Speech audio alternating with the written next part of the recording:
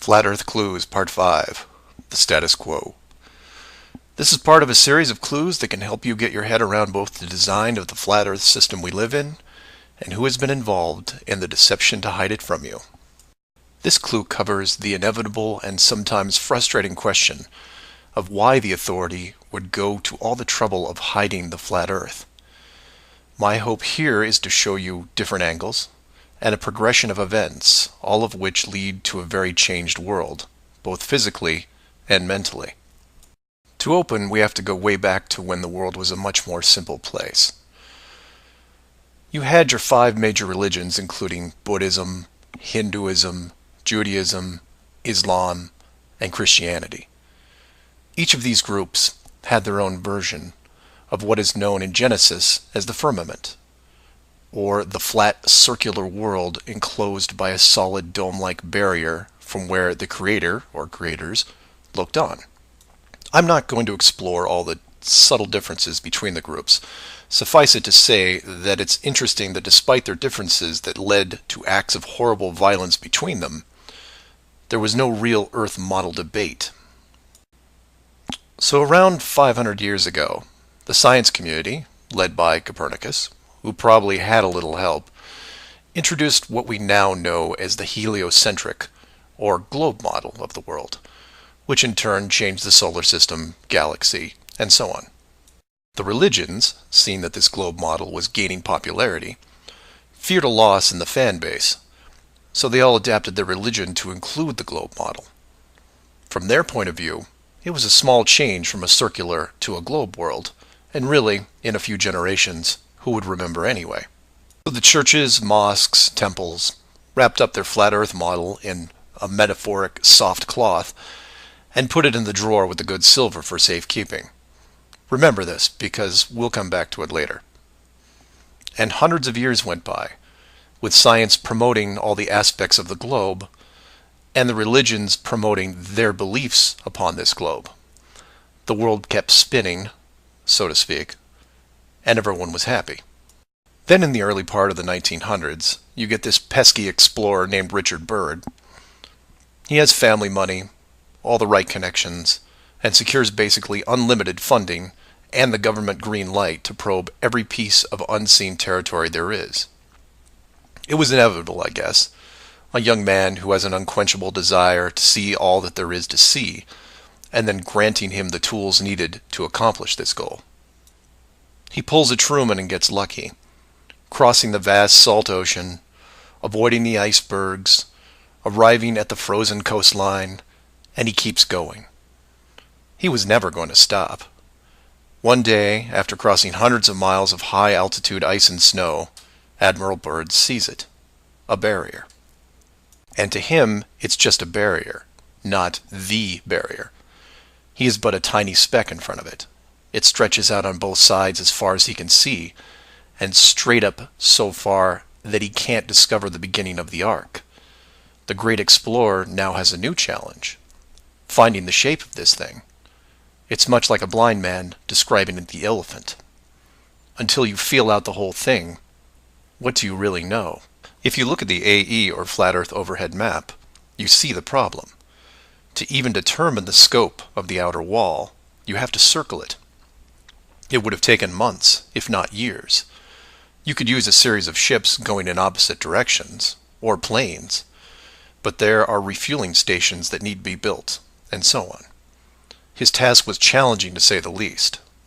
Admiral Byrd kept laying the groundwork of the great discovery until his eventual death in 1957. A year later, the United States and Russia found the upper edge. From there, the math was easy, and moreover, you could actually see the real world. Then, of course, there is the decision, or deception, depending on how you looked at it. The authority made the call to hide the actual shape of where we live, then sealed off the outer edge from prying eyes, and created the space program not only to reinforce the globe model, but to control it. There was really only one reason they cared about this, and it takes a while to process. So let's look at the immediate effects of actual disclosure and work our way up to the authority's biggest fear. For this exercise, we'll look at releasing the news today, instead of, say, 1958. While 1958 would have been easier, it's much more relevant and entertaining to explain it in modern terms.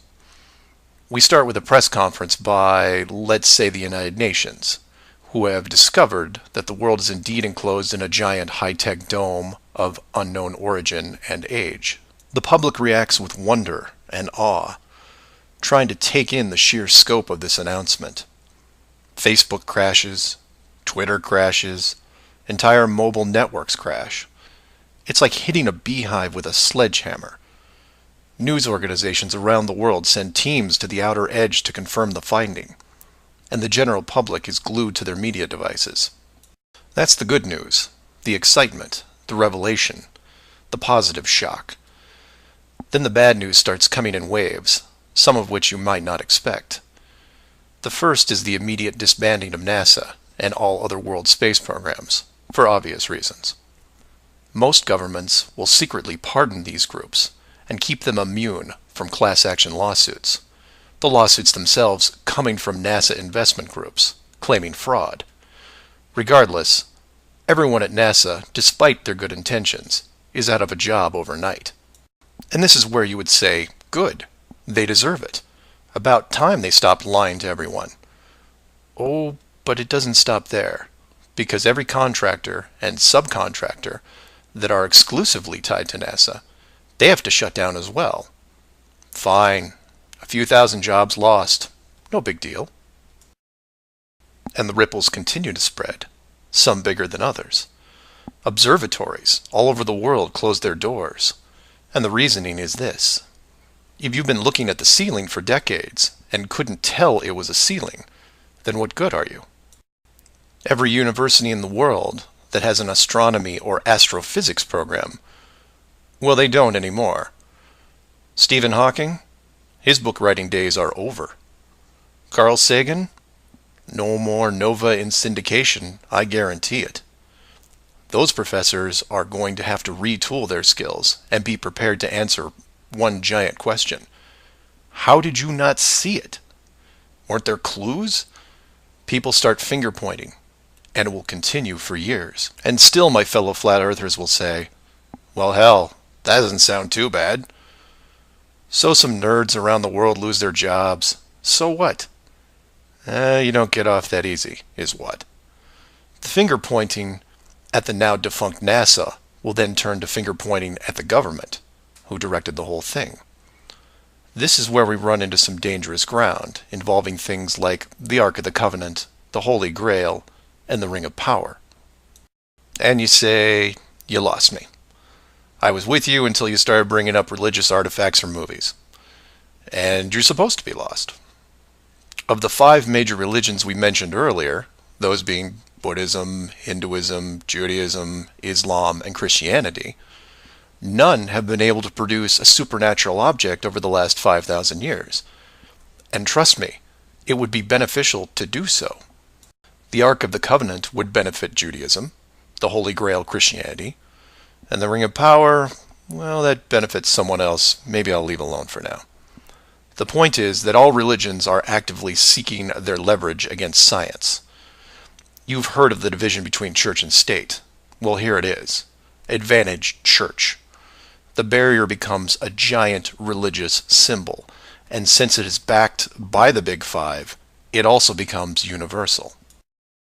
The Big Five then go into their drawer with the good silver and pull out this belief that was forgotten but not lost, and say, we knew it all along, and science lied to us. Temporarily, all religions unite against science, who has been only moderately weakened by the removal of their astronomy and astrophysics divisions. But the public won't care, because they will listen to the group shouting the loudest, and no one yells louder than the church. They will scream with righteous fury that the dome was built by our God, your God, and the people will turn to science and hear nothing but crickets. And that's where the world changes, because in times of great stress, the public will want words, and while religion has no shortage of them, science simply is incapable of taking leaps of faith. I'll take a glass half full approach and say that anyone listening to this is probably an intelligent, rational person, one who can make informed decisions outside of the conventional doctrine. But for every one of you, there are hundreds, if not thousands, of mouth-breathing troglodytes who will not walk but run to the respective house of religion and say, "You were right about this. What else can you teach me?" This is what fills the current authority with pause. The unknown response to that question. Will religion take the high road and work with what remains of science to discover the truth? It's possible, I suppose. It's also possible that religion will combine this technologically advanced society with a revitalized and aggressive doctrine that then transforms daily life into something that makes the book 1984 seem like a Saturday morning cartoon show. I'm hoping that mankind will prove me wrong, but so far, that isn't the case. So do some of your own research and ask questions. Please feel free to email me at msargent23@comcast.net or 303-494-6631.